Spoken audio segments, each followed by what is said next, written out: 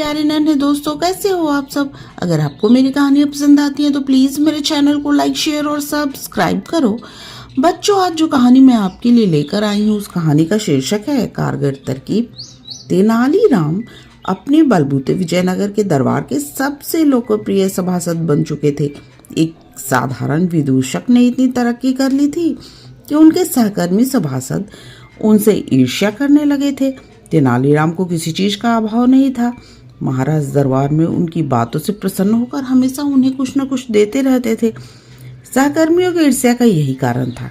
एक दिन दरबार में इस बात की चर्चा आरंभ हो गई कि कोई किसी को कितनी बार मूर्ख बना सकता है, एक बार, दो बार या बार बार। इस चर्चा में सभी सभासद बढ़ चढ़कर भाग ले रहे थे, मगर तेनालीराम इस चर्चा के प्रति उदासीन थे और चुपचाप अपने आसन पर बैठे हुए थे। महाराज तेनालीराम स्वयं इस चर्चा में रुचि क्यों नहीं ले रहे हैं ये सोचकर परेशान थे। अचानक उनका ध्यान हुआ कि तेनालीराम इतने उदासीन भाव से भी आसन पर बैठे हुए हैं मानो इस चर्चा का कोई अर्थ ही ना हो। सारा दरबार एकमत हो गया। कोई भी व्यक्ति किसी को एक बार तो मूर्ख बना सकता है। स्वयं महाराज ने यह बात निष्कर्ष के रूप में कही, मगर तेनालीराम तब भी शांत रहे। शेष सभासद महाराज की हाँ में हाँ मिलाते रहे। जब महाराज ने देखा कि इस चर्चा के निष्कर्ष तक पहुंचने के बाद भी तेनालीराम शांत हैं, तब उन्होंने पूछा, क्या बात है तेनालीराम, तुम चुप क्यों हो? क्या तुम नहीं मानते कि कोई भी किसी को एक बार ही मूर्ख बना सकता है? तेनालीराम कुछ बोलते से पहले ही सारे सभासद हंस पड़े और उनमें से एक ने कटाक्ष किया, महाराज तेनालीराम विद्वान हैं और वे हम सबको एक बार में मूर्ख बना सकते हैं। ऐसे में वे हमारी बात से सहमत क्यों होंगे? महाराज हंसते हुए पूछ बैठे, क्या सचमुच ऐसा है तेनालीराम, तुम एक बार में हम सबको मूर्ख बना सकते हो?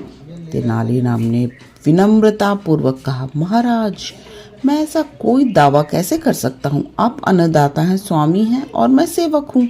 हाँ, इतना अवश्य है कि मैं जो कुछ कहा गया है उससे सहमत नहीं हूँ। तभी एक सभासद ने कहा, महाराज दरबार के निष्कर्ष को नहीं मानने का अर्थ यही है कि तेनालीराम मानते हैं कि एक आदमी को एक ही साथ हम सबको बेवकूफ बना सकता है। तेनालीराम को अब गुस्सा आने लगा था। उसने महसूस किया कि दरबार के सभी सभासद आज उसे निशाना साध कर घेर रहे हैं और उसने जो नहीं कहा है वही स्वीकार करवाना चाहते हैं। वह असल में इस तरह की व्यर्थ की चर्चा में पड़ना नहीं चाहते थे, जिनके कारण मौन थे। महाराज उनकी चुप्पी तोड़ना चाहते थे, इसलिए उन्होंने तेनालीराम से सीधा सवाल किया, तो तेनालीराम तुम ये मानते हो कि एक आदमी एक बार में पूरी सभा को मूर्ख बना सकता है? अब तक तेनालीराम मन ही मन कुछ विचार कर चुके थे। उन्होंने आसन से उठकर कहा, अपराध क्षमा हो महाराज, ऐसा हो सकता है। ठीक है, महाराज ने कहा, हमें प्रतीक्षा रहेगी, पर स्मरण रखना कि ऐसे प्रयास के समय तुम अकेले पड़ जाओगे और मेरे साथ सारे सभासद होंगे। सोचो, तब भी क्या तुम हम सबको एक साथ मूर्ख बना दोगे? सारे सभासद तेनालीराम के इस उत्तर से सन्न रह गए। उन्हें तेनालीराम के इस उत्तर का अनुमान ही नहीं था। उन्हें लगा कि तेनालीराम अपनी औकात भूल गए हैं। महाराज उनके इस उत्तर से अवश्य नाराज होंगे। तेनालीराम की अब खैर नहीं। दूसरी तरफ महाराज सोच रहे थे, तेनालीराम में विशेष योग्यताएं हैं। वह याद कर रहा है कि महाराज सहित सारे सभासदों को एक बार में ही मूर्ख बनाया जा सकता है, तो उसके इस साहसपूर्ण उत्तर का आधार अवश्य होगा। तेनालीराम जैसा व्यक्ति कभी यूं ही अपना मान रखने के लिए कुछ नहीं बोलता। यह देखना रोचक होगा कि किस प्रकार वह एक साथ सभी सभासदों को मूर्ख बनाता है। उस दिन बात आई गई हो गई। दूसरे दिन से महाराज के दरबार में सामान्य दिनों की तरह ही कामकाज होने लगा। सभासद और महाराज तेनालीराम की बात को भूल गए। एक दिन तेनालीराम अपनी खाट झाड़ रहे थे। घर में सफाई हो रही थी। खाट झाड़ने पर खाट से कुछ खटमल गिरे। खटमलों को देखकर तेनालीराम के मस्तिष्क में एक विचार कौंध गया और उसने उनमें से मोटे मोटे खटमलों को एकत्रित कर एक छोटी डिबिया में बंद कर दिया। रसोई से वह एक छोटी खरल मूसली और एक छोटी चिमटी उठा लाए। इन सारी चीजों को उसने एक थैली में रख लिया। उनके होठों पर एक विचित्र मुस्कान तैर रही थी और आंखों में एक विशेष चमक थी। दूसरे दिन तेनालीराम अपनी नियत समय से अब पहले बिस्तर से उठ गए और शीघ्रता से स्नान ध्यान करके राजदरबार की ओर चल पड़े। जिस समय वो राजदरबार पहुंचे उस समय वहां कोई नहीं आया था। उन्होंने थैली से डिबिया निकाली और उसका ढक्कन खोलकर उसमें रखे खटमल महाराज के आसन पर उलट दिए। फिर उसने डिबिया देखी, सारे खटमल महाराज के आसन पर उड़ेले जा चुके थे और डिबिया खाली थी। इसके बाद तेनालीराम अपने आसन पर जा बैठे। धीरे धीरे सभासद आने लगे, दरबार भरने लगा। थोड़ी देर बाद तेनालीराम ने देखा कि अब सभा की कार्रवाई शुरू हो गई है। सभा की कार्रवाई थोड़ी देर चली थी कि महाराज को एक खटमल ने काट लिया। महाराज ने पहलू बदला, थोड़ी राहत महसूस की कि फिर खटमल ने उन्हें काट लिया। थोड़ी देर में महाराज बेचैन हो गए। खटमलों के काटने से वे परेशान थे। उन्होंने चीख कर क्रोध भरे स्वर में पूछा, मेरे आसन पर खटमल कहाँ से आ गए? सभी सभासद ने कहा, महाराज खटमल तो कहीं से भी आ जाते हैं और आ गए तो जिस खटिया में पनाह लेते हैं उसे छोड़ते भी नहीं। मानव रक्त ही उनका आहार होता है, इसलिए ये ऐसी ही जगह पर बसेरा बनाते हैं जहाँ मनुष्य बैठता है या सोता है। आप में से कोई इन खटमलों से बचने का उपाय जानता हो तो कुछ करे। सभासद मौन हो गए। थोड़ी देर तक आपस में धीमे धीमे बातें करने के बाद एक सभासद ने कहा, सिंहासन पर गर्म पानी उड़ेलने से थोड़ी राहत मिल सकती है। महाराज खटमलों के काटने से परेशान हो उठे थे, जिसके कारण उन्होंने आवेश में कहा, राहत नहीं, छुटकारा चाहिए, स्थायी निदान बताओ। सभासदों को मानो सांप सूंघ गया। अब कहीं से फुसफुसाहट भी नहीं उभर रही थी। समस्या देखकर तेनालीराम अपने आसन से उठे। महाराज, मेरे पास इस समस्या से मुक्ति का एक रामबाण निदान है, जिसे आजमाया जाए तो खटमलों से मुक्ति मिल जाएगी। एक लगनशील व्यक्ति मेरे इस रामबाण निदान से करोड़ों खटमलों को मार सकता है। सभासद तेनालीराम की बात सुनकर चौंक पड़े। महाराज ने तेनालीराम की ओर अविश्वास से देखा और पूछा, क्या ऐसा हो सकता है तेनालीराम? जी हाँ महाराज, मेरे इस रामबाण तरकीब को आजमा कर देखे।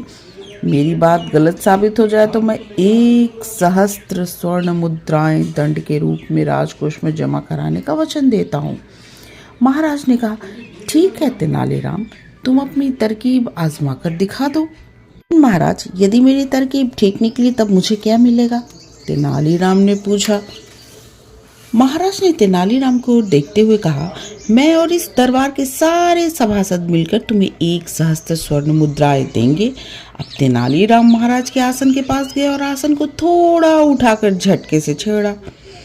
1-2 खटमल झटके के कारण आसन से गिरे। तेनालीराम ने अपनी थैली से चिमटी निकाली और एक खटमल को पकड़कर खरल में डाला और मूसली से उसे कुचल दिया।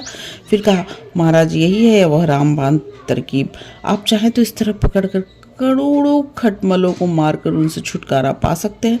अरे यह तो ठगी है, महाराज ने चकित होकर कहा।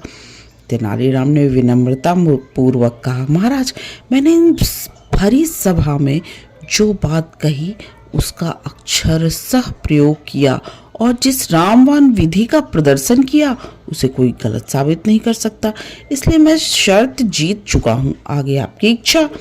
महाराज ने स्वीकार कर लिया कि तेनालीराम शर्त जीत चुके हैं तथा उन्हें तत्काल राजकोष से 1,000 स्वर्ण मुद्राएं देने का निर्देश देते हुए उन्होंने कारगर राज्य कोषाधार के प्रधान से कहा, सभासदों के मासिक वेतन से इसकी आधी राशि प्राप्त कर ली जाए। सभी सभासदों के वेतन से समान राशि काटी जाए। क्यों? उन्होंने सभासदों की ओर उनकी सहमति जानने के लिए प्रश्न किया। सभी सभासदों ने कहा, ठीक है महाराज, हमें स्वीकार है। इसके बाद पुनः अपने आसन से तेनालीराम उठे और ऊंचे स्वर में कहा, महाराज, धृष्टता क्षमा करें। कुछ दिन पूर्व इसी सभा में मुझसे प्रमाणित करने के लिए कहा गया था कि एक आदमी महाराज सहित पूरी सभा को मूर्ख बना सकता है। इसी शर्त को आज मैंने साबित किया है। मुझे इन सब सहस्त्र स्वर्ण मुद्राओं की कोई आवश्यकता नहीं है। कृपया अपना निर्देश वापस ले ले। फिर वो महाराज के आसन के पास गए और महाराज से थोड़ी देर के लिए आसन छोड़ने का अनुरोध किया। महाराज समझ गए कि तेनालीराम आसन से खटमलों का सफाया करने के लिए उपस्थित हुए हैं। तेनालीराम जानते थे कि खटमल थोड़ी देर पहले ही आसन पर रखे गए, इसलिए अभी वे अपने छुपने का स्थान नहीं बना पाए होंगे। उसने आसन पटक पटक कर खटमलों को उससे निकाला और उन्हें कुचल कर मार डाला। महाराज ने भरी सभा में तेनालीराम की मानसिक क्षमता की सराहना की और वो एक बार फिर सभासदों पर भारी पड़े।